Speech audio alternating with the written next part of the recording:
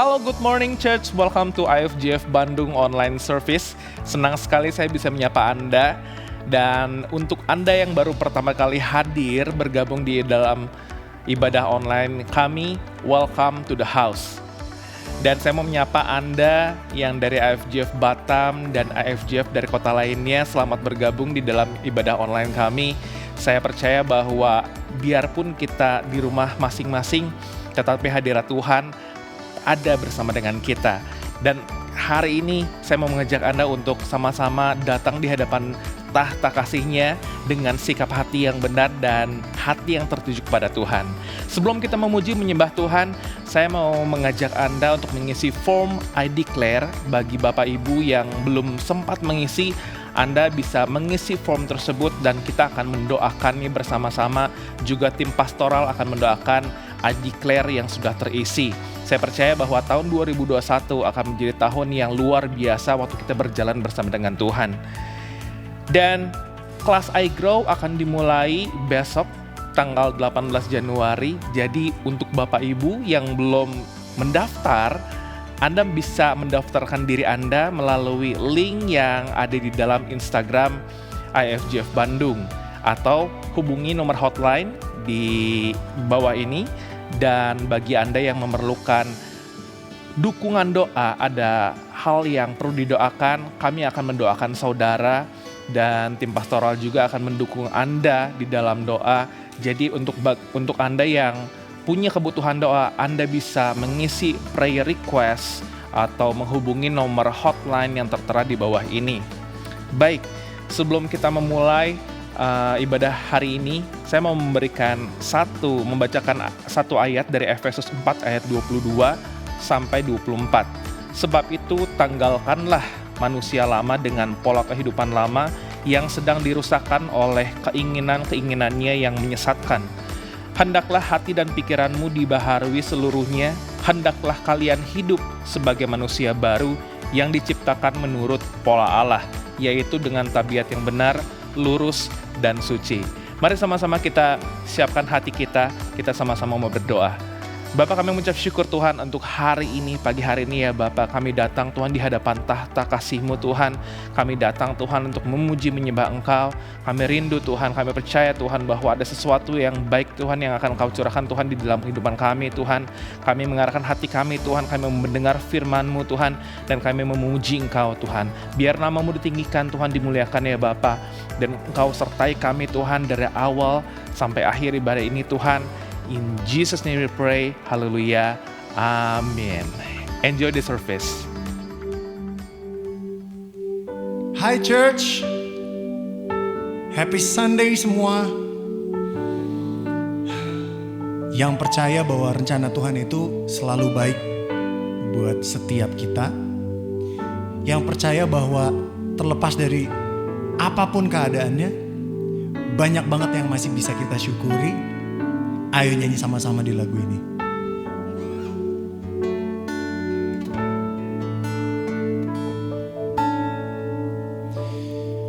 Kau hiasi kehidupanku dengan kemurahan-Mu.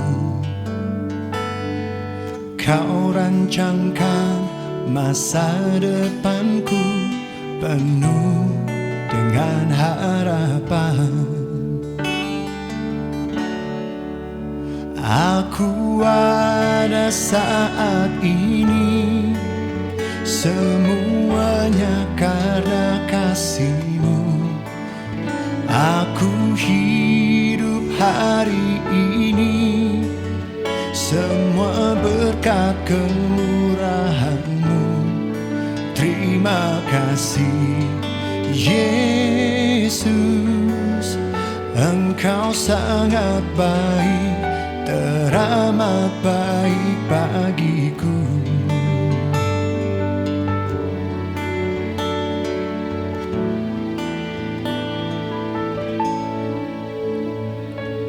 Kau hiasi kehidupanku dengan kemurahan-Mu.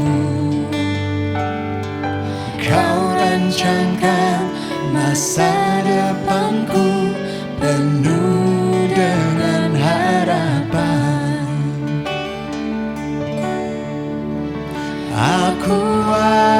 pada saat ini, semuanya karena kasih-Mu. Aku hidup hari ini, semua berkat kemurahan-Mu. Terima kasih Yesus, Engkau sangat baik, teramat baik. Aku ada saat aku ada, Semuanya karena kasih-Mu. semua karena kasih-Mu. Hidup hari ini, semua berkat kemurahan-Mu. Terima kasih Yesus, Engkau sangat baik, teramat baik bagiku.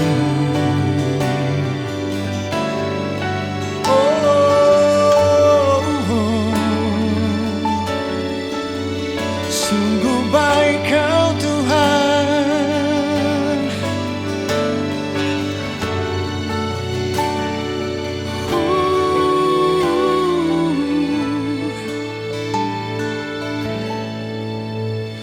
Aku ada saat ini, semuanya karena kasih-Mu.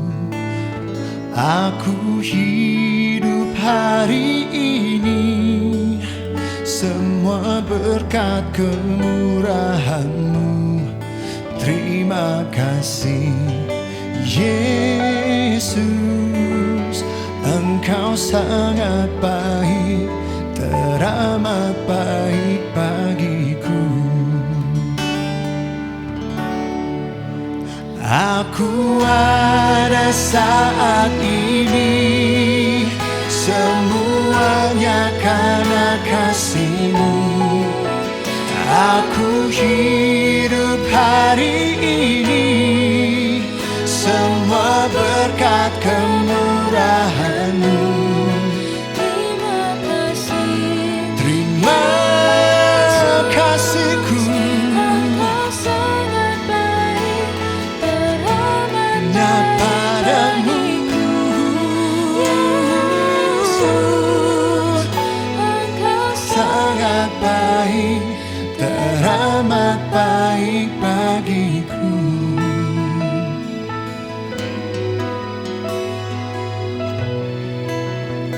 Terima kasih Tuhan.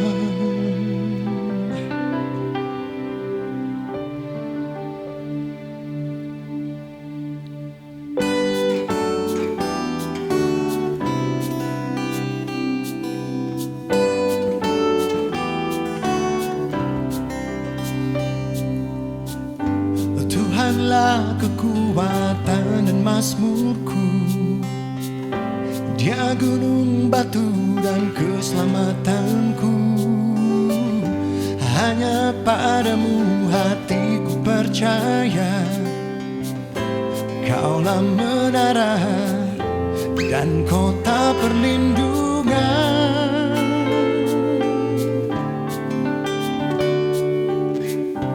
Ku mau selalu bersyukur, sebab cintamu padaku takkan pernah berubah. Hatiku percaya, walau bumi bergoncang, gunung pun beranjak, namun kasih setiamu tak pergi dariku.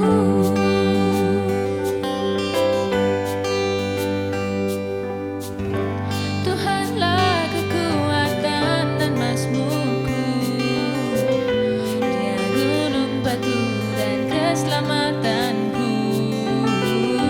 Hanya padamu hatiku percaya, Kaulah menara dan kota perlindungan. Come on, sing. Aku mau selalu bersyukur, sebab cintamu padaku takkan pernah berubah. Hatiku percaya, walau bumi bergoncang, gunung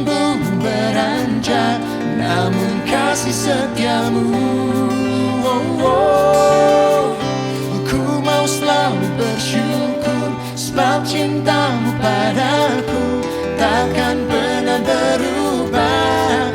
Hatiku percaya walau bumi bergoncang, gunung-gunung beranjak, namun kasih setiamu tak pergi dariku.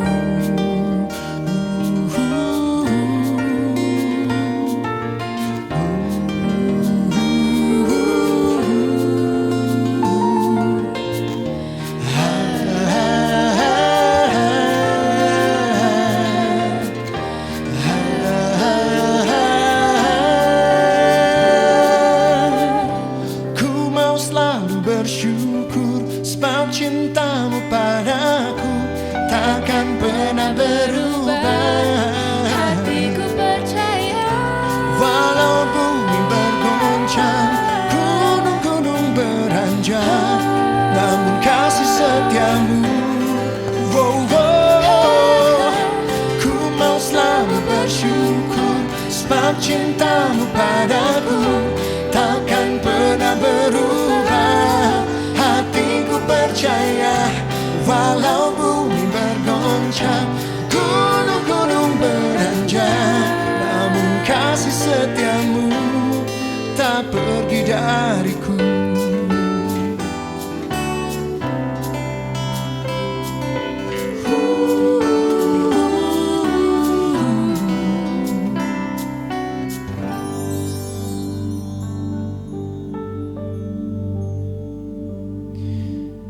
Mari jemaat Tuhan, kita arahkan hati kita buka hati kita. Kita percaya Roh Kudus hadir di sini saat ini juga. Masuk ke hati kita untuk mengubahkan hati kita, pikiran kita. Mari Roh Kudus, Kau bekerja secara bebas untuk setiap kami. Haleluya. Thank you. all it takes is one moment and just one touch from you.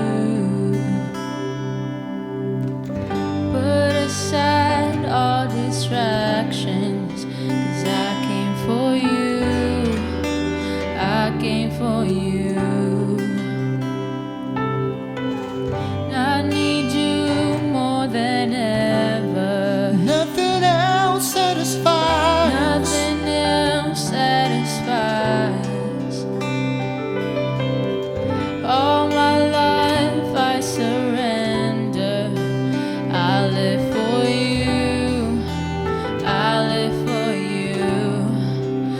I came for you. I came for you.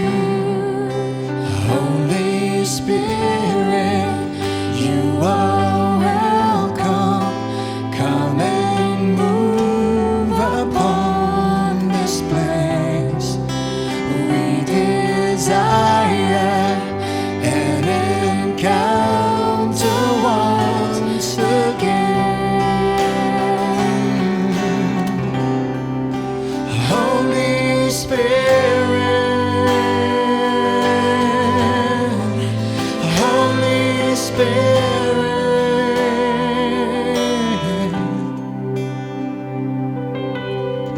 Now that my heart is open, I am ready for you. We are so ready for you, God. Jesus, take me deeper. I came for you. I came for you. I came for you. I came for you. Holy Spirit, you are welcome. Come and move upon this place. We desire an encounter once again. Send your fire, release your power, so we'll never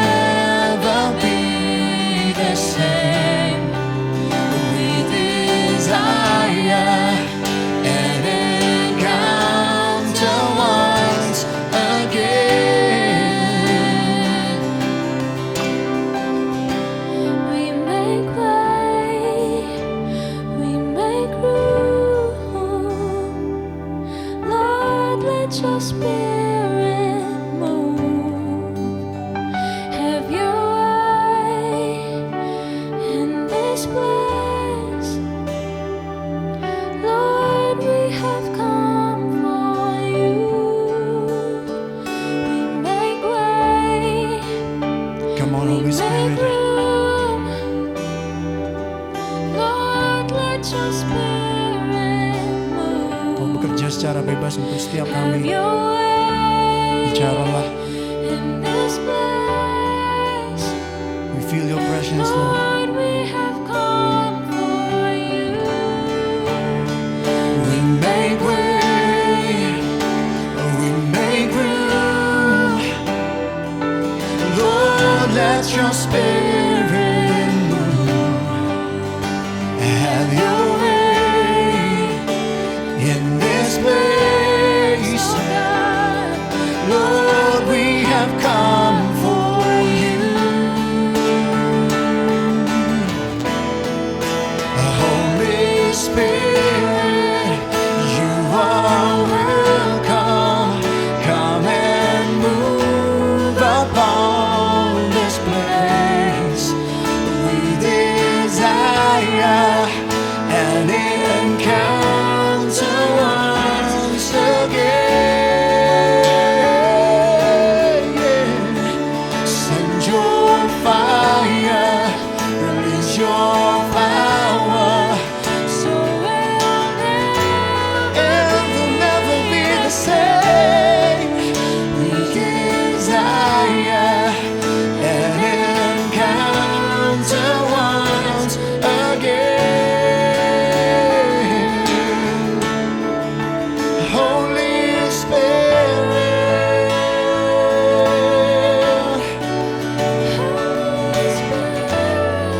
Holy Spirit, Holy Spirit, Holy Spirit.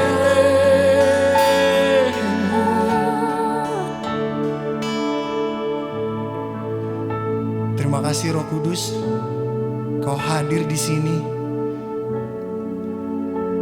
Hanya Engkau yang ku perlu, yang kami perlukan.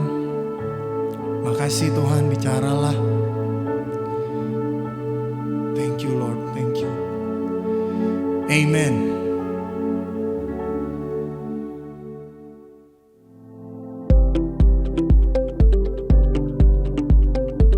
Hi Church, welcome to IFGF Bandung Online Service.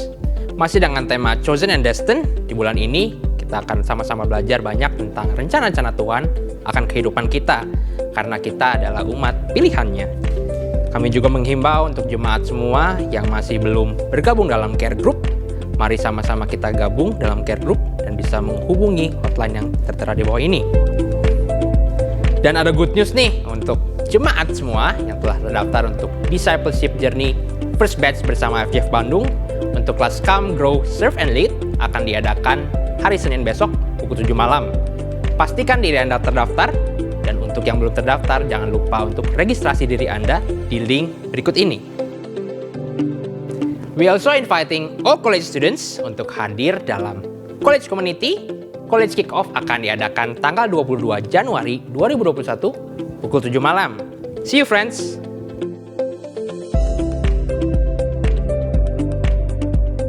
Buku cetakan ketiga yang ditulis langsung oleh our very own pastor Sam Hertanto akan segera terbit. Buku ini akan menceritakan tentang budaya volunteerism. Stay tuned!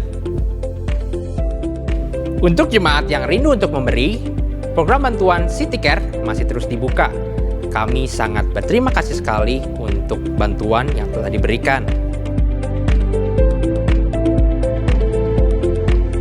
Cutting Edge Magazine sudah bisa di-download langsung via website gereja di www.ifgfbandung.org. Di sini akan banyak sekali artikel-artikel yang membahas tentang tema bulan ini dan juga akan ada pesan-pesan dari pastoral. Jangan lupa juga untuk mensubscribe YouTube channel kami di IFGF Bandung dan juga men-follow Instagram di IFGF BDG untuk mengetahui update-update terkini dari IFGF Bandung. Untuk persembahan dapat dilakukan via transfer rekening dan juga dengan cara men-scan QR Code yang tersedia di layar jemaat masing-masing. Nah, untuk Anda yang berada di overseas dan rindu untuk memberi, Anda bisa men-scan QR Code dan link PayPal yang tersedia. Himbauan untuk semua jemaat, mari kita sama-sama ikuti protokol yang ada, gunakan masker, rajin cuci tangan, rajin berolahraga, dan jangan lupa untuk terus take care tubuh kita karena tubuh kita adalah bait Allah. That's all for the Cutting Edge News this week. Stay blessed and enjoy the service.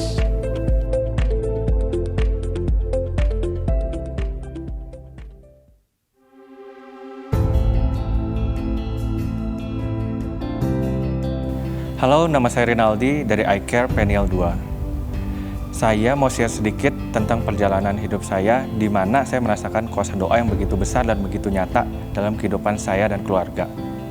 Saya lahir dan dibesarkan dari keluarga Kristen yang biasanya orang-orang bilang Kristen KTP. Dari kecil, saya tidak mengenal kebenaran firman Tuhan. Saya jarang pergi ke gereja, apalagi berdoa. Dan rasanya Tuhan memang tidak menjadi prioritas nomor 1 dalam kehidupan saya dan keluarga. Kami masing-masing melakukan apapun yang kami mau atau kami anggap benar tanpa ada guidance dari firman Tuhan. Sehingga suasana di keluarga pun rasanya menjadi kurang nyaman dan kurang damai. Keadaan ini terus berlanjut dan semakin lama rasanya semakin parah. Sampai pada satu titik pada saat saya masih kuliah, saya memutuskan untuk keluar dari rumah. Dan hal itu berlangsung selama setengah tahun lamanya. Tetapi justru pada masa itu, mama saya malah berbalik dan menerima Tuhan dan juga sungguh-sungguh mendoakan saya agar menerima Tuhan dan menjadi pribadi yang lebih baik. Sejak saat itu, saya mulai pulang ke rumah dan suasana rumah pun rasanya menjadi sedikit lebih damai dan sedikit lebih nyaman. Tetapi proses yang saya alami untuk sampai menerima Tuhan Yesus tidaklah sesimpel itu. Butuh waktu 10 tahun lamanya untuk mama saya mendoakan saya dan sharing tentang firman Tuhan kepada saya. Awalnya saya merespon dengan skeptis dan dengan terang-terangan saya menolak untuk diajari atau diberitahu tentang firman Tuhan. Tetapi dia tetap tekun berdoa dan menjalankan kebenaran firman Tuhan. Dan saya ingat ada satu ayat yang selalu menjadi pegangan mama saya, yaitu Ulangan 12 ayat 28. Dengarkanlah baik-baik segala yang kuperintahkan kepadamu, supaya baik keadaanmu dan keadaan anak-anakmu yang kemudian untuk selama-lamanya. Apabila engkau melakukan apa yang baik dan benar di mata Tuhan Allahmu. Lambat laun, hati saya yang keras pun mulai melunak. Saya mulai mau mendengarkan dan menerapkan kebenaran firman Tuhan. Sampai pada akhir minggu di tahun 2018, saya pergi ke IFGF dengan tujuan untuk sungguh-sungguh mencari Tuhan, bukan sekedar ikut ajakan teman-teman saja. Pada saat itu, Pastor Yohanes yang membawakan sermon. Dan kebetulan saya mendapatkan sesuatu yang benar-benar tepat dan menohok. Sehingga pada saat itu juga saya memutuskan untuk menerima Tuhan Yesus sebagai Juru Selamat. Dan puji Tuhan, sampai hari ini pun doa orang tua saya selama 10 tahun masih terus bekerja dalam kehidupan saya. Saya selalu diberi kesempatan atau ujian untuk selalu menjadi pribadi yang lebih baik lagi. Yakobus 5 ayat 16b. Doa orang yang benar, bila dengan yakin didoakan, sangat besar kuasanya. Saya disadarkan bahwa orang benar di sini bukan sekedar orang Kristen saja, tetapi orang yang setia dan hidup sesuai kehendak Tuhan. Saya juga disadarkan bahwa kuasa doa itu begitu besar. Maka dari itu, tidak peduli seberapa besar ujian yang kita hadapi ataupun seberapa keras hati orang yang belum percaya Tuhan, apabila kita doakan dengan sungguh-sungguh dan kita tetap terus menjalankan kebenaran firman Tuhan, saya percaya tidak ada yang mustahil bagi Tuhan. Dan saya juga percaya Tuhan pasti mendengarkan dan sudah mempersiapkan segala sesuatunya yang terbaik bagi kita tepat pada waktunya. Saya Rinaldi dari iCare Peniel 2. Baik Bapak Ibu, saya mengajak Anda untuk sama-sama menyatukan hati, kita sama-sama mau menaikkan ucapan syukur dan pokok-pokok doa kita. Mari sama-sama kita berdoa. Bapa, kami mengucap syukur untuk penyertaan tangan-Mu Tuhan, untuk kesetiaan Engkau Tuhan di dalam kehidupan kami sepanjang 2020. Kami percaya Tuhan, tahun yang baru ini ya Bapak, musim yang baru ini Tuhan Engkau berjalan bersama dengan kami. Kami tidak akan takut, kami tidak akan khawatir Tuhan, sebab tangan-Mu yang menuntun kami ya Bapak.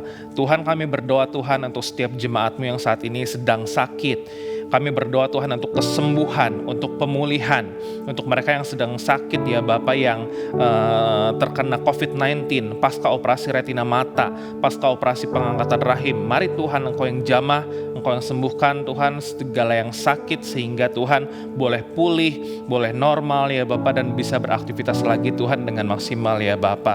Biar Tuhan Engkau yang sembuhkan di dalam nama Tuhan Yesus. Kami berdoa Tuhan untuk jemaat-Mu Tuhan yang saat ini Tuhan sedang merindukan tempat tinggal ya Bapa. Mari Tuhan Engkau yang turut bekerja, Engkau yang berikan jalan keluar, Engkau yang berikan hikmat ya Bapa, juga untuk mereka Tuhan yang merindukan satu pekerjaan yang baik ya Bapa. Mari Tuhan Engkau yang berikan terobosan. Kami juga berdoa Tuhan untuk mereka ya Bapa yang saat ini Tuhan sedang berusaha untuk melunasi rumah, untuk persiapan Tuhan dan membangun satu rumah ya Bapa. Mari Tuhan Engkau yang berkati, sehingga Tuhan segala prosesnya Tuhan boleh berjalan dengan lancar ya Bapa. Kami berdoa Tuhan untuk setiap jemaat-Mu Tuhan yang saat ini Tuhan sedang merindukan keturunan ya Bapa. Mari Tuhan Engkau yang jamah Tuhan, supaya Tuhan lahir Tuhan anak-anak ilahi ya Bapa daripada Engkau Tuhan, keturunan-keturunan Tuhan yang luar biasa ya Bapa, yang kuat Tuhan, yang mengasihi Engkau ya Bapa. Kami juga berdoa Tuhan untuk keadaan kondisi Tuhan negeri kami Tuhan Indonesia ya Bapa. Biar Tuhan situasinya boleh damai, boleh bebas dari segala hal yang negatif. Kami berdoa Tuhan untuk distribusi vaksin ya Bapa boleh berjalan dengan lancar, dan kami berdoa Tuhan ada pemulihan di negeri kami ya Bapa. Kami percaya Tuhan bahwa Engkau mendengar setiap seruan kami ya Bapa, dan kami percaya Tuhan Engkau bekerja Tuhan untuk mendatangkan setiap kebaikan Tuhan di dalam segala sesuatu di dalam kehidupan kami ya Bapa. Kami percaya Tuhan, kami naikkan segala doa-doa kami Tuhan. In Jesus name we pray, haleluya, amin. Hello church, happy Sunday, welcome to the house. Saya senang bisa berada bersama dengan Anda di hari Minggu ini. Minggu lalu kalau Anda menyimak dan mendengarkan firman Tuhan dari sahabat saya Dr. Robbie Sonderegger, luar biasa. Dia berbicara tentang pregnant with purpose, mengandung dengan tujuan ilahi dari Tuhan. Dan saya rasa kita semua pengen tahu dan melakukan apapun tujuan Tuhan dalam kehidupan Anda dan saya, bukan? Dan di minggu ini sama, kita masih dalam tema bulanan kita, yaitu Destined. Kita dipilih, ditunjuk, diperlengkapi Tuhan untuk melakukan apapun yang baik. Dan juga terima kasih untuk Anda yang sudah mendaftar iGrow untuk kelas Come, Grow, Serve, Lead. Kita akan ketemu dan kita akan belajar bersama-sama mulai Senin besok. Saya sangat antusias untuk bisa mengajar kelas demi kelas yang diberikan kepada saya. Dan hari ini saya ingin memberitakan firman Tuhan dengan judul I need what money can't buy. I need what money cannot buy. Saya perlu apa yang saya perlukan, saya perlu apa yang uang tidak bisa beli. Dan hari ini saya mau kita membaca dari Yesaya pasal yang ke-9. Ini berbicara tentang nubuatan, tentang kapasitas dan jabatan dari Yesus Tuhan kita. Yang tentu saja bukan hanya dia menjabat sesuatu, punya otoritas tertentu, tetapi juga dia rindu untuk melaksanakannya dalam kehidupan kita semuanya. Yesaya 9 ayat yang pertama dikatakan begini, bangsa yang berjalan dalam kegelapan telah melihat terang yang besar. Mereka yang diam di negeri kekelaman, atasnya terang telah bersinar. Engkau telah menimbulkan banyak sorak-sorak dan sukacita yang besar. Mereka telah bersukacita di hadapan-Mu, seperti sukacita di waktu panen, seperti orang bersorak-sorak di waktu membagi-bagi jarahan. Sebab seorang anak telah lahir untuk kita, seorang putra telah diberikan untuk kita, lambang pemerintahan, otoritas, kuasa ada di atas bahunya, dan namanya disebutkan orang penasehat ajaib, Allah yang perkasa, Bapa yang kekal, Raja damai. Besar kekuasaannya dan damai sejahtera tidak akan berkesudahan di atas tahta Daud dan di dalam kerajaannya. Karena ia mendasarkan dan mengkokohkannya dengan keadilan dan kebenaran dari sekarang sampai selama-lamanya. Seringkali ini merupakan ayat-ayat yang dipakai untuk menggambarkan Natal karena seorang putra telah lahir buat kita. Tapi ini sebetulnya menunjukkan destinasi, arah pelayanan daripada Yesus yang ada dalam kehidupan Anda dan saya. Dan di musim-musim ini kita masuk di minggu-minggu pertama di 2021. Mungkin keadaan masih agak-agak mirip dengan 2020 dan kalau kita menyadari 2020 berlangsung dengan cepat sekali. Dan satu hal yang bisa saya pribadi simpulkan dari tahun 2020 tentang segala pencapaian yang dicapai oleh umat manusia, kemajuan sains dan teknologi yang memang berguna untuk kehidupan kita, tetap kita semua dibukakan matanya bahwa manusia adalah makhluk yang sangat terbatas sekali. Banyak hal yang kita belum tahu, banyak hal kita belum ngerti, banyak hal kita belum dibukakan. Dan lebih lagi berarti tahun 2021 kita harus menjadi orang-orang yang mengandalkan Tuhan dalam setiap kehidupan kita semuanya. 2020 ada banyak orang yang berkata, wah begitu gelap, kayaknya begitu suram sekali. Dan kalau saya melihat dari teks yang ada Yesaya pasal 9 dikatakan bahwa bangsa yang berjalan dalam kegelapan telah melihat terang yang besar. Dikatakan bangsa berarti sekumpulan orang dengan jumlah yang banyak. Dalam kehidupan saya, dalam kehidupan Anda, apapun yang terjadi 2020 dan kita mau menjalani 2021 dengan lebih baik, tentunya mungkin ada di antara kita yang merasakan bahwa ada sesuatu yang gelap, ada sesuatu yang suram, ada sesuatu yang masih tidak saya ketahui. Ada sesuatu yang membuat saya takut, ada sesuatu yang membuat saya cemas, ada sesuatu yang membuat Anda gundah. Dan kalau memang ini Anda alami, saya ingin kasih encouragement bahwa I am not the only one, you are not the only one. Kalau Anda mengalami misalnya resesi finansial, you are not the only one. I am not the only one. Kalau ada misalnya Anda yang sakit, you are not the only one. Anda bukannya sendirian mengalami itu, tapi bangsa demi bangsa di dunia mengalami demikian. Dan kemudian mungkin Anda bertanya, Pastor, apakah encouragement-nya, semangatnya cuma seperti itu? Oh, kalau saya sakit nggak sendirian, kalau saya dalam resesi nggak sendirian, kalau saya sedang dalam kebingungan finansial dan sebagainya, saya nggak sendirian. Saya mau memberikan semangatnya seperti ini, bahwa di tengah itu semuanya ada orang sakit yang disembuhkan. Ada orang yang mengalami beban finansial, mengalami terobosan dalam kehidupannya. Banyak orang yang tadinya ragu, yang tadinya takut, akhirnya memperoleh iman yang baru di tahun yang baru. Dan hari ini saya ingin mengingatkan kepada Anda, you are not the only one. Kalau Tuhan mampu sembuhkan orang, Tuhan juga mampu menyembuhkan Anda. Kalau Tuhan mampu memulihkan orang, Tuhan akan juga mampu memulihkan Anda.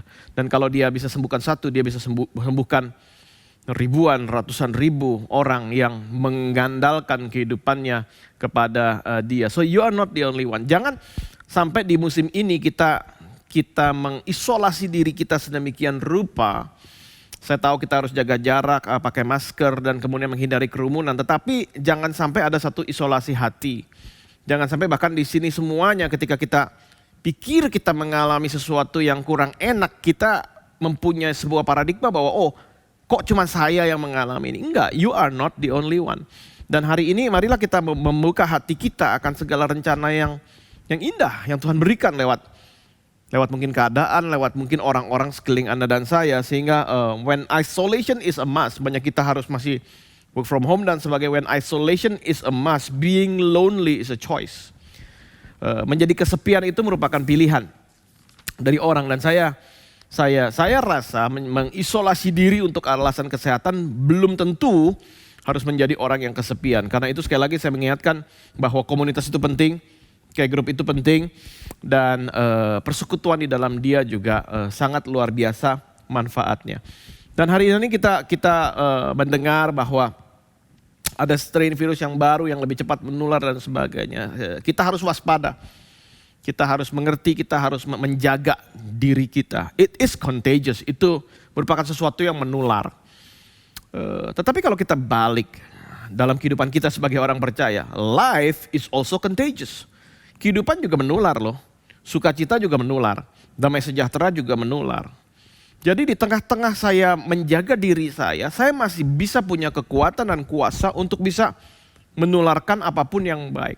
Saya mungkin mengalami sesuatu yang tidak saya inginkan, tetapi saya tidak menyendirikan diri saya, mengisolasikan diri saya sehingga saya menjadi sangat lonely dan berkata hanya saya sendirian di situ. Tapi justru di tengah itu semuanya, dengan segala macam media yang tersedia di tangan kita bisa menjadi terang, kita bisa share kehidupan kita kepada banyak orang. Dan saya yakin sekali di dalam kehidupan orang percaya ada sebuah namanya pengharapan. Ada namanya hope. Kalau Anda menonton di rumah, Anda bisa ketik I have hope. Saya punya pengharapan. I have hope in life. Saya punya pengharapan dalam hidup ini. Di dalam Alkitab dikatakan bahwa bangsa yang berjalan dalam kegelapan melihat terang yang besar. Mereka develop sebuah image, mereka develop sebuah visi. Kalau Anda tahu, dulu ada kamera yang pakai masih film negatif. Ketika film itu dicetak untuk menjadi yang kita bilang foto atau postcard atau apapun bentuknya, udah print out, udah dicetak, maka itu dia harus ada sinar sehingga gambar itu bisa di-develop. Ketika orang berjalan ke kegelapan dan dia melihat ada terang dari Tuhan, maka ada satu visi yang baru, ada satu pembukaan yang baru. Sesuatu di-develop di dalam pemikiran kita semuanya. Mata kita mulai terbuka untuk segala potensi ilahi yang ada di depan kita. The future is bright, masa depan penuh dengan segala sesuatu yang baik di dalam dia. Dan Anda mungkin berkata bahwa saya melewati begitu banyak kejadian. Saya pribadi mengalami begitu banyak kejadian di 2020. Tapi di tengah terangnya Tuhan, baiklah tiap kejadian itu justru bisa membukakan mata kita untuk perkara-perkara yang lain supaya kita menjadi orang yang lebih bijaksana. Develop insight through the lens of experience. Memperoleh pengetahuan, memperoleh pencerahan, memperoleh suatu pembukaan, memperoleh hikmat yang baru, memperoleh segala macam kebijaksanaan untuk kedepannya through the lens of experience. Jadi lensa mata kita jangan hanya kepada segala situasi atau keadaan atau peristiwa yang ada dalam kehidupan Anda dan saya, tapi lensa kita sebaiknya diterangi oleh Tuhan supaya bisa develop insight, bisa mulai memunculkan gambar yang baru dan bukan hanya pengalaman-pengalamannya saja yang baik dan yang buruk, tapi kita bisa membuka sebuah cakrawala yang baru di dalam kehidupan Anda dan saya.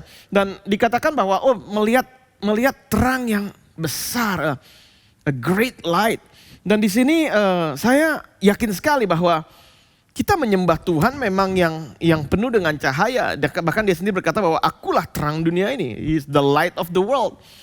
Dan ketika ada Yesus dalam hati kita, bukankah ada cahaya yang tersedia dalam kehidupan Anda dan saya? Kalau Anda yang suka camping, Anda tahu menjelang fajar menyingsing, maka bintang-bintang itu somehow bersinar dengan lebih terang sekali. Dan kalau ada orang yang sedang camping, mereka lihat bintang tiba-tiba terang, mereka tahu bahwa sebentar lagi fajar akan menyingsing karena malam yang paling pekat justru di situ bintang semakin terang. Dan bukankah Yesus sendiri berkata di Wahyu 22 ayat 16 dikatakan, I am the bright morning star. Dia adalah bintang fajar yang diharapkan oleh orang menjelang fajar menyingsing. Kalau sekarang Anda dalam kegelapan, Anda berkata bahwa hidup saya nggak ngerti 2021 mau bagaimana. The good news is, kabar baiknya adalah Jesus is the bright morning star. Dia adalah petunjuk di tengah kegelapan itu sendiri.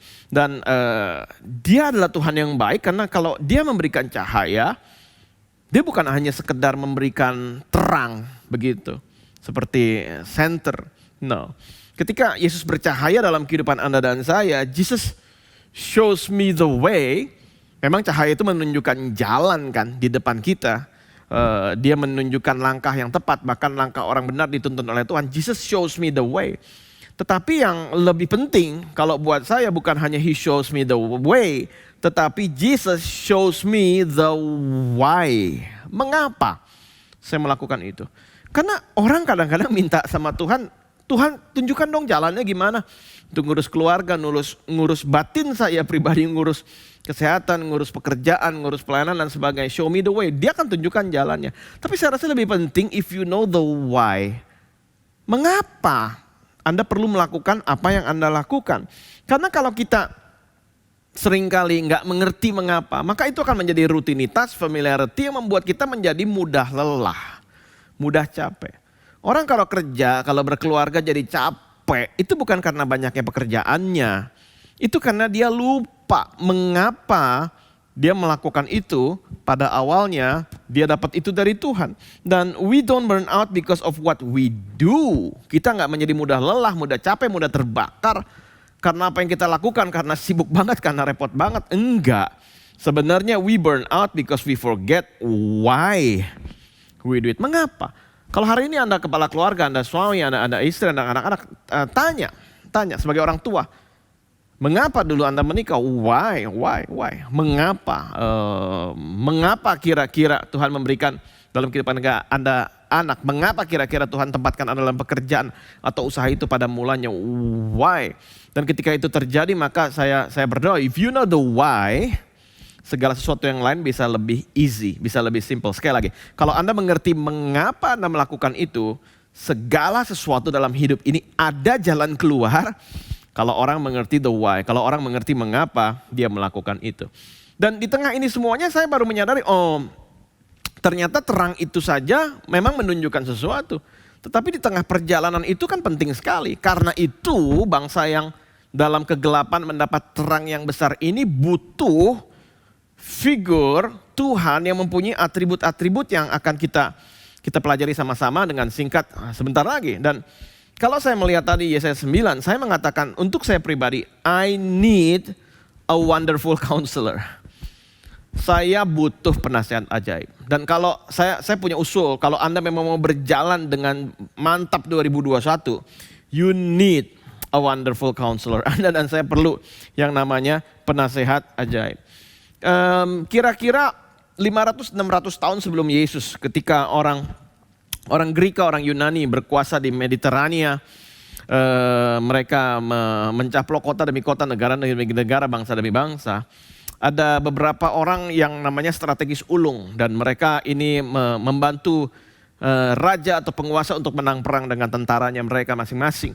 Dan ketika seorang penasihat perang yang punya strategi, ketika dia paparkan dan kemudian strategi itu berhasil dilakukan dengan jitu, mereka memenangkan peperangan, merebut kota, negara dan sebagainya, maka penasehat yang tadinya memberikan nasihat yang sangat tepat tadi disebut wonderful counselor, mendapat gelar penasehat yang ajaib. Dan yang saya lihat dalam firman Tuhan Yesaya 9, gelar ini diberikan kepada Yesus. Kenapa? Karena dia membuktikan dirinya sebagai penebus kita. Dia adalah Tuhan yang memenangkan segala macam peperangan, segala peperangan bahkan maut telah dikalahkan oleh Yesus sendiri. Dan dalam kehidupan kita butuh penasehat yang ajaib dalam kehidupan Anda dan saya. Kapan saya harus mulai sesuatu? Kapan saya harus menghentikan itu? When to start?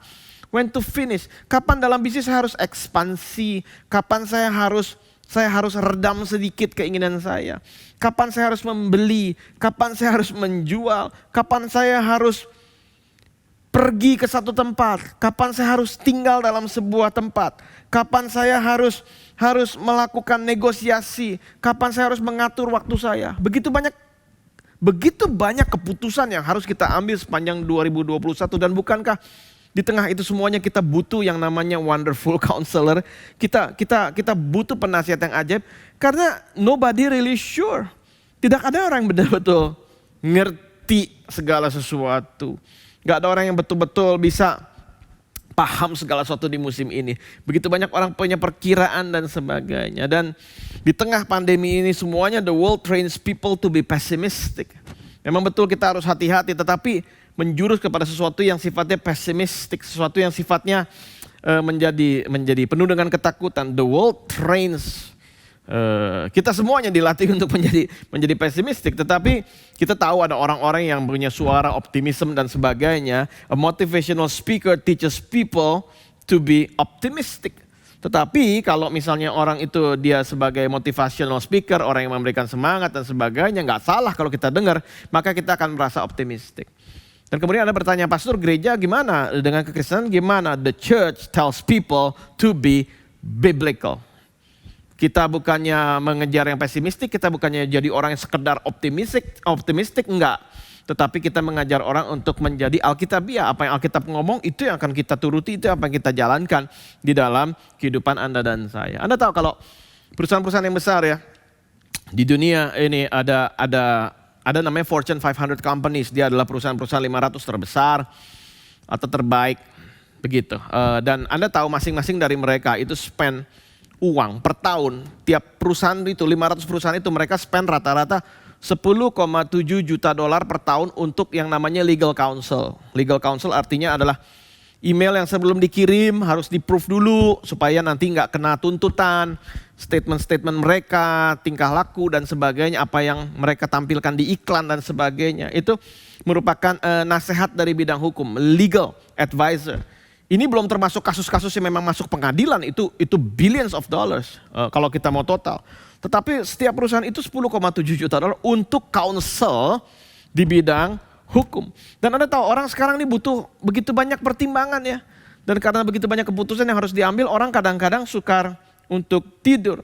Dan saya mau kasih tahu Anda, industri salah satu yang paling bertumbuh besar di dunia. Bahkan kalau kita mau mengerucut sedikit di Amerika, itu adalah namanya sleeping pill, obat tidur. Saya nggak anjurkan Anda pakai obat tidur, tetapi ini adalah sesuatu yang secara realita ternyata banyak orang bingung, banyak orang stres. Dan untuk di Amerika saja, estimasi ya, untuk tahun 2020 banyak orang lagi stres. Itu pembelian obat tidur di Amerika saja menurut estimasi yang saya baca adalah 72,4 triliun rupiah. Kalau kita hitung-hitung, sekitar 724 triliun rupiah atau 52 miliar US dollar. Ini bukan 52 miliar rupiah tapi 52 miliar US dollar, 724 triliun rupiah. Orang beli obat tidur di Amerika. Anda tahu infrastruktur, bangun jembatan, bangun jalanan di Indonesia selama tahun 2020, kita habis berapa? Kita habis 420 triliun untuk bangun jalanan, airport, pelabuhan, jalan tol di Indonesia sepanjang tahun 2020. Dan ternyata orang di Amerika spend uang untuk beli obat tidur jauh lebih banyak dibanding Indonesia membangun infrastruktur. Lihat, crazy. Kita hidup di dunia yang betul-betul orang hidup dalam keadaan yang sangat stres. Dan kalau kita melihat trennya seperti ini, seluruh dunia membutuhkan wonderful counselor. Seluruh dunia membutuhkan yang namanya penasehat ajaib. Dan kita sebetulnya kan bahagia banget ya, karena kita sudah punya yang namanya penasehat ajaib dalam kehidupan Kristus Yesus. Dan bukan hanya dia penasehat yang ajaib. Saya mau kita masuk lebih lagi di Yesaya 9. I need a mighty God. Saya perlu yang namanya Allah yang perkasa. Dan kalau dalam bahasa Arsinya dituliskan bahwa dia adalah supernatural strength. Dia mempunyai sebuah kekuatan yang supernatural. Pahlawan yang mempunyai kekuatan yang lebih daripada biasa. Mighty God, supernatural strength. Punya kekuatan yang dahsyat. Kalau orang sekarang mengelulukan superhero, Marvel dan sebagainya, nggak ada yang salah. Tapi saya mau kasih tahu bahwa superhero kita ini paling dahsyat, namanya Yesus. He's a mighty God. Dia adalah Allah yang perkasa, Allah yang bisa menciptakan sesuatu dari yang tidak ada menjadi ada. Dan setiap dari kita harus ngakulah bahwa kita butuh kekuatan dari Tuhan. Kapan terakhir kali baterai kita di-charge dengan kekuatan dari Dia? Seringkali saya pribadi, saya panik kalau handphone saya tinggal 30%, 15%, 10% saya langsung cari apa? Saya langsung cari stop kontak dan kemudian saya mulai charge handphone saya karena saya nggak mau sampai low bat. How low is the battery of your life? Berapa tingginya baterai kehidupanmu? Apakah maximum charge 100%? Bagus. Atau apakah mulai low bat? Dan usul saya kalau mulai low bat, cari strength, cari kekuatan yang dari Tuhan. Karena dia adalah the mighty God. Karena bukan hanya dia kuat, but God is always ready to step in and give you strength. Dia adalah Tuhan yang selalu siap untuk masuk dalam kehidupanmu dan memberikan kekuatannya di dalam kehidupan Anda dan saya. Dan untuk 2021 saya rasa di tengah segala macam hal yang akan terjadi, kita butuh yang namanya kekuatan untuk mendobrak. Kekuatan untuk menjalankan terobosan demi terobosan dalam kehidupan Anda dan saya. Dan kita semuanya butuh itu. Dan saya rasa untuk mendobrak 2021 dalam kehidupan keluarga kita, dalam kehidupan kita pribadi, usaha dan pekerjaan, gak bisa loh dengan kekuatan kita. Tetapi apa yang dijanjikan Tuhan dalam Ulangan, dalam Bilangan, dikatakan Dia memberikan kepada kita kekuatan untuk memperoleh. Kekuatan untuk memperoleh apa? Kekuatan untuk memperoleh berkat, kekuatan untuk memperoleh hikmat, apapun. Apa yang mau Anda peroleh di tahun 2021. Dan Tuhan menjanjikan kepada kita bahwa Dia adalah Tuhan yang memberikan kekuatan untuk memperoleh. Jadi kalau saya bisa simpulkan dari janji Tuhan itu saja, setiap dari kita butuh mighty God. Setiap dari kita butuh Allah yang perkasa ini, karena kita nggak bisa mendobrak sendirian, karena firman Tuhan berkata, your breaker will walk before you. Pendobrak itu, Yesus itu, dia akan berjalan di depan daripada Anda dan saya. Dan di sini saya rasa bahwa dia akan memberikan kepada kita, mengizinkan kepada kita. Saya berdoa semua jemaat diizinkan Tuhan untuk memperoleh dobrakan demi dobrakan di dalam kehidupan kita semuanya. Dan untuk dobrakan kita membutuhkan bukan hanya mighty God, tetapi kita membutuhkan juga disiplin dalam kehidupan kita semuanya, karena breakthrough rarely goes on sale. Biasanya breakthrough itu nggak di sale, tetapi breakthrough itu kita harus bayar premium price dalam kehidupan kita. Jadi saya rasa tahun 2021 bukannya sebuah tahun di mana kita bermalas-malasan dan menunggu, tapi kita harus mempersiapkan diri kita untuk bermitra dengan mighty God, bermitra dengan Allah yang perkasa itu, dan lihatlah terobosan akan terjadi di dalam kehidupan Anda dan saya. Dan gak hanya mighty God, Allah yang perkasa, I need the everlasting Father.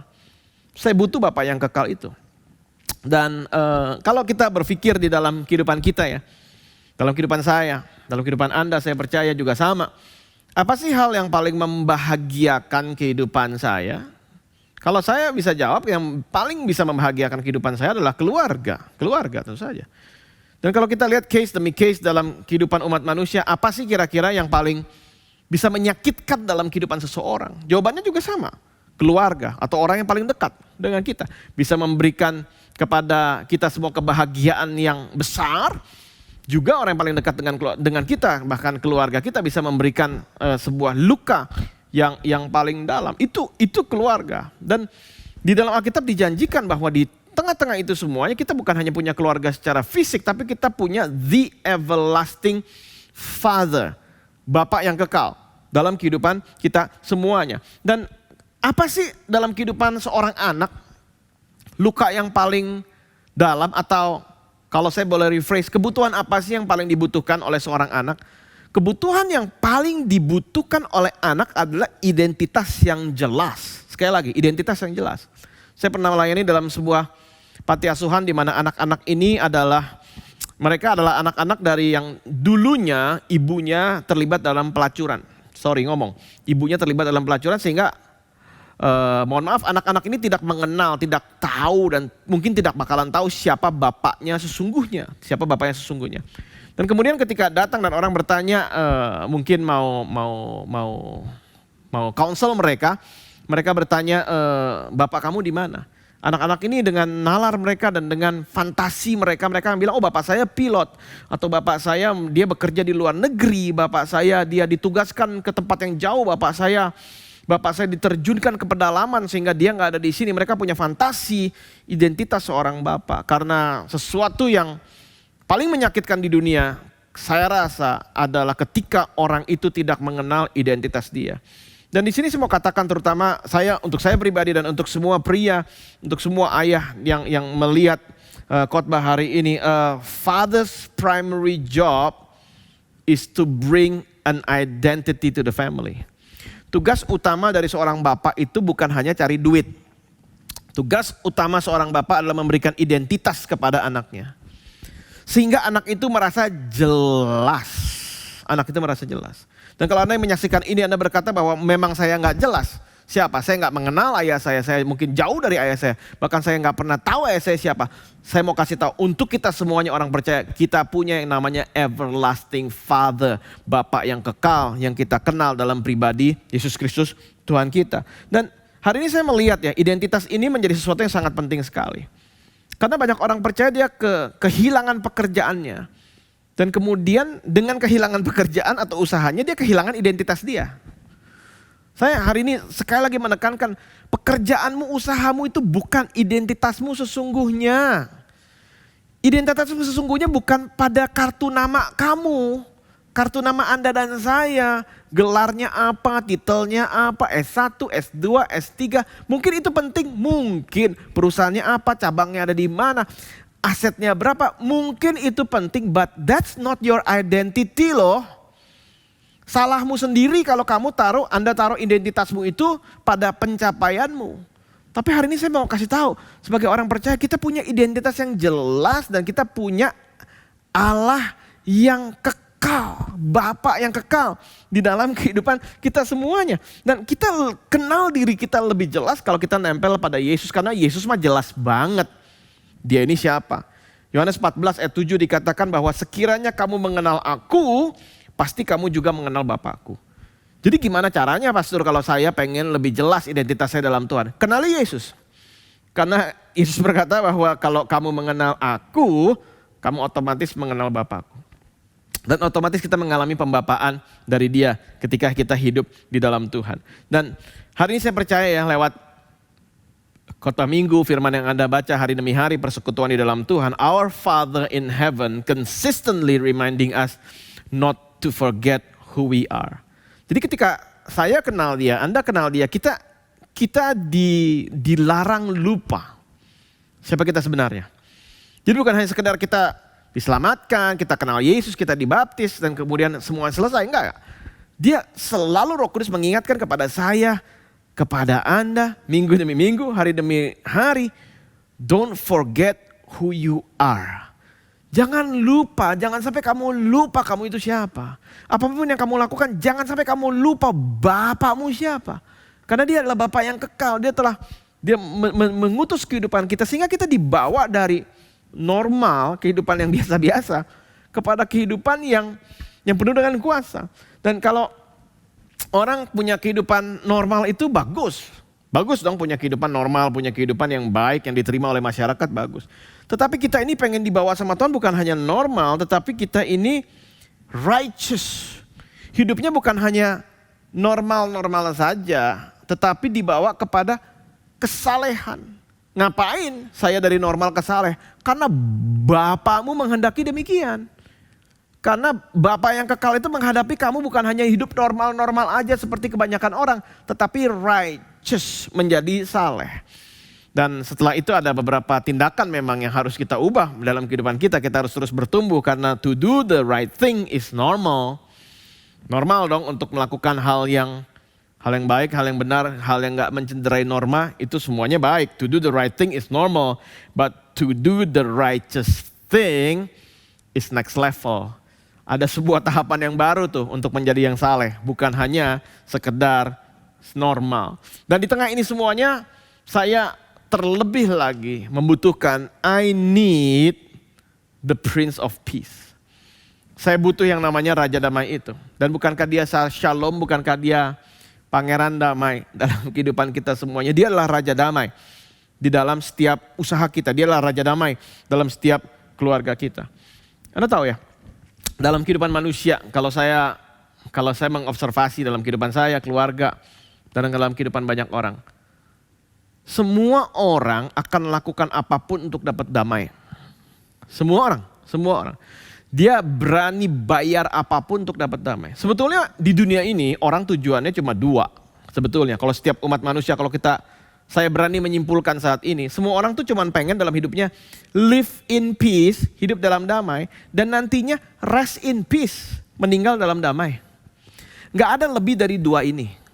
Semua manusia di seluruh dunia dengan segala macam yang dia spend, yang dia bayar, cuma pengen dapat to live in peace, hidup dengan damai, dan to rest in peace nantinya. Karena itu di batu nisan ayah saya, di banyak batu nisan tertulis rest in peace. Meninggal juga dengan damai, di dalam damai. Bukankah itu semua duit orang ujung-ujungnya tuh mau di-spend untuk dapat itu, damai. Dan saya mau kasih tahu bahwa kita punya Raja Damai di dalam kehidupan kita semuanya. Dan di situ di kata damai, shalom, salah satu arti dari shalom adalah kemampuan untuk merekatkan apapun yang robek, torn. Seperti kain misalnya robek, shalom itu salah satu fungsi dari shalom adalah dia mampu menjahit dengan sangat kecil-kecil sekali, rapi sekali sehingga sampai tidak terlihat sambungannya. Itu shalom. Jadi saya nggak tahu, mungkin dalam kehidupan Anda, dalam kehidupan saya ada sesuatu yang robek. Shalom itu, damai itu mampu merekatkan, mampu menjahit, mampu menyatukan dengan sempurna yang tadinya robek menjadi sesuatu yang indah, yang baru di dalam Tuhan. Dan di sini kalau kita mau damai sejahtera dari Tuhan dan kita punya sebetulnya damai sejahtera dari Tuhan, peace is not because the absence of pain. Damai itu bukan karena nggak ada luka, nggak ada sesuatu yang buruk terjadi dalam kehidupan kita. Tetapi justru pain atau luka atau kejadian yang buruk itu adalah sebuah alat yang bagus untuk test your peace. Untuk betul-betul menguji apakah Anda punya yang namanya damai sejahtera. Karena Alkitab mengatakan bahwa damai sejahtera Tuhan itu di atas segala akal. Peace is not because the absence of pain. Damai sejahtera itu bukan karena tidak adanya luka. And peace is not the result of avoiding pain. Jadi bukan berarti dalam seumur hidup kita menghindari luka, menghindari segala macam gesekan dalam kehidupan kita. Kita nggak bisa. Selama hidup pasti akan ada gesekan. Selama hidup kita bisa punya potensi untuk mempunyai luka di dalam kehidupan ini. Dan kita bukannya pengen mencari damai dengan melarikan diri dari keadaan. Bukannya seperti itu. But peace is knowing that you will last longer than your pain. Damai sejahtera adalah iman, pengetahuan, tahu jelas, pengharapan bahwa saya akan bertahan jauh lebih lama daripada segala keadaan yang ada dalam kehidupan saya. Peace is knowing. Saya akan dipelihara Tuhan, saya akan dijaga Tuhan. Saya punya pengharapan bahwa saya akan terus bertahan lama sekali setelah masalahnya selesai. Dan saya berdoa ini terjadi dalam kehidupan Anda dan saya in Jesus name. Dan di sini kita melihat dari tadi setelah dijabarkan atribut-atribut dari Yesus sendiri. Dia adalah wonderful counselor, dia adalah penasihat yang ajaib. Dan dia memberikan apa kepada kita? Dia memberikan sesuatu yang namanya guidance, petunjuk dalam kehidupan Anda dan saya. Dan dia adalah a mighty God, Allah yang perkasa. Dan dia memberikan kepada kita strength atau kekuatan. Dan dia adalah everlasting Father, dia adalah Bapa yang kekal. Dan dia memberikan kepada kita identity, identitas yang jelas dalam kehidupan Anda dan saya. Dan dia adalah Prince of Peace. Dia adalah Raja Damai. Apa yang diberikan Raja Damai? Dia memberikan wholeness, sebuah keutuhan dalam kehidupan kita. Bahkan yang tadinya robek akan bisa menjadi baik. Dan kalau di sini saya katakan kepada Anda, bukankah orang seumur hidup banting tulang sebetulnya carinya guidance, carinya strength, carinya identity, dan carinya wholeness? Ini adalah sesuatu yang uang tidak bisa dapatkan, tetapi kita dapatkan semuanya di dalam pribadi Yesus. Kalau semua orang mau jujur dalam hidup ini, seluruh umat manusia cuma seumur hidup cari guidance, cari strength, cari identity, sama cari wholeness. Dan ketika kepenuhan itu terjadi, bukankah kita semuanya benar-benar penuh? Jadi 2021 bisa beda, bisa sama. Tidak ada yang tahu.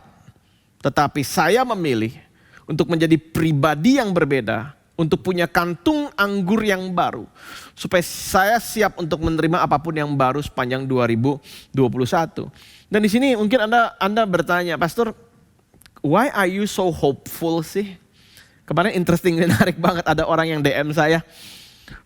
Dan dia bertanya, Pastor kenapa sih? Why are you so hopeful? Dan kenapa sih Pastor kalau khotbah itu penuh dengan pengharapan? Saya tanya balik, so are you hopeless? Kamu hopeless? Saya nggak hopeless sih, kata dia. But saya mau tanya aja, Pastor, why are you so hopeful? Dan kemudian saya ingat, saya memberikan ayat ini di Zakaria 9 ayat 12. Dikatakan begini, return to your fortress, kembalilah ke kubu pertahananmu. You prisoners of hope, kamu tahanan dari pengharapan. Even now I announce that I will restore twice as much to you. Bahkan sekarang aku deklarasikan, kata Tuhan, aku akan restorasikan double dari apa yang pernah dicuri dalam kehidupanmu. Dan jawaban saya hari ini, kenapa saya hopeful? Kenapa saya berdoa setiap jemaat hopeful? Kita adalah orang-orang yang bukan hopeless. Kita adalah orang-orang yang penuh dengan pengharapan. Kita adalah orang-orang yang menatap hari depan dengan berani. Kenapa? Karena saya adalah tawanan dari pengharapan. I am the prisoner of hope. Saya mau kasih tahu teman-teman, saya gak bisa kemana-mana. Karena di dalam Tuhan, saya memilih untuk dirantai, dibelenggu, dan diborgol dengan satu hal yang dari Dia, yang namanya hope, pengharapan. Dan saya yakin bahwa diborgol di dalam pengharapan lebih baik daripada diborgol dalam ketakutan. lebih baik daripada diborgol dengan segala macam bentuk pikiran yang melayang-layang yang negatif. I choose, saya memilih untuk diborgol dalam hope. Saya memilih untuk ditawan di dalam pengharapan Dia. Sehingga friends, teman-teman, sebetulnya kita gak bisa lari kemana-mana. Di dalam Tuhan, hidup dalam Dia, kita punya segala sesuatu yang uang tidak bisa beli. Dan kita memilih untuk ditawan di dalam pengharapan. Sama-sama kita ketik, kita tulis, kita ucapkan, kita aminkan. I am a prisoner of hope. Saya rela ditawan dalam pengharapan bersama dengan Dia. Dan hari ini saya mau tutup dengan sebuah statement yang dari tadi saya ulang. Bahwa in Jesus I have all what money cannot buy. Di dalam Yesus saya punya segala sesuatu yang uang tidak bisa beli. Terima kasih Tuhan untuk hari ini. Aku berdoa semua jemaat Tuhan mendengar ini. Dan bukan hanya mendengar, tapi masukkan di dalam hati, pikiran dan roh kami semuanya. Sehingga firman yang sederhana hari ini mampu untuk ada dalam tanah yang subur. Menghasilkan buahnya pada musimnya. Setiap dari kami ya Bapak, kami butuh guidance, kami butuh petunjuk dari Tuhan. Kami butuh strength, kami butuh kekuatan dari Tuhan. Kami butuh identitas yang jelas di dalam Tuhan. Dan kami butuh wholeness, satu keutuhan. Dan di dalam itu semuanya kami memilih untuk ditawan dalam pengharapan bersama dengan Engkau. Ajar kami gak berlari ke kiri kanan Tuhan. Karena kami bersedia untuk diborgol, prisoner of hope, ditawan dalam pengharapan bersama dengan Kristus. Biar umat Tuhan terus naik dan tidak turun, jadi kepala dan bukan jadi ekor. Apapun yang dipegang berhasil. In Jesus name. Happy Sunday Church. God bless us all. Tetap sehat dan tetap terapkan protokol kesehatan. Semuanya diberkati oleh Tuhan. Amen. Luar biasa firman yang baru saja kita dengar. Saya percaya bahwa setiap Anda diberkati. Dan jika Anda diberkati, boleh like dan share linknya kepada teman-teman atau keluarga atau kerabat Anda. Sehingga Anda juga bisa menjadi saluran berkat untuk orang lain. Service ini akan tersedia sampai besok jam 10 pagi. Jadi Anda bisa mendengarkan kembali. Dan untuk minggu depan kita akan kembali online jam 8 pagi. Dan bagi Bapak Ibu yang memerlukan dukungan doa, kami juga mengingatkan Anda untuk mengisi form doa prayer request yang ada di link IFGF Bandung. Atau bisa menghubungi nomor hotline yang tertera di bawah ini. Oke, selamat beraktivitas, selamat hari Minggu, stay safe and stay healthy. God bless you.